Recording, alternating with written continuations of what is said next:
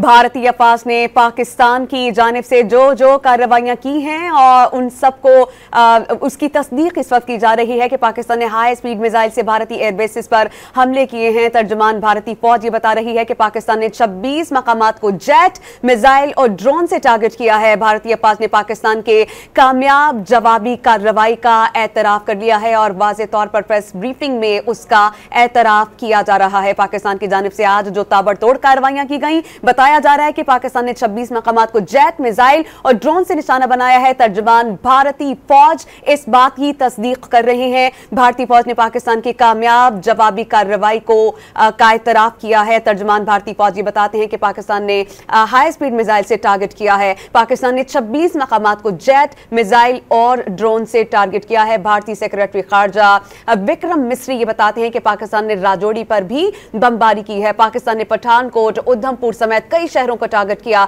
तर्जुमान भारतीय फौज अब बाज़ाब्ता तौर पर ऑन रिकॉर्ड, ऑन मीडिया इस चीज को मान रहा है और एतराफ कर रहा है। गुज़श्ता 2 रोज में हमने देखा कि फॉल्स फेक न्यूज जो है वो फैलाई जा रही थी, लेकिन अब आज जिस ऑपरेशन का पाकिस्तान ने आगाज किया, बुनियानुम मरसूस का, और जिस तरह से कार्रवाइयां की गई हैं, अब भारत जो है और भारतीय जो मीडिया है वो सच्ची सहाफत करने पर मजबूर हो गया है और जो तबाहकारियां इस वक्त भारत में हैं वो ऑन रिकॉर्ड हैं और उनको बता भी रहा है और पाकिस्तान की कामयाबी को मान भी रहा है। भारतीय अफवाज ने पाकिस्तान की कामयाब जवाबी कार्रवाई का एतराफ कर लिया है। बिल्कुल, जंगी जुनून का शिकार भारतीय मीडिया का पाकिस्तानी जवाब पर रोना धोना शुरू हो चुका है। हमारी एयरबेस आपके गोले में बदल गई है। भारतीय एंकर्स की जानिब से यह एतराफ किया जा रहा है जो अपनी एयरबेस की हिफाजत नहीं कर सकते, अवाम की हिफाजत कैसे करेंगे।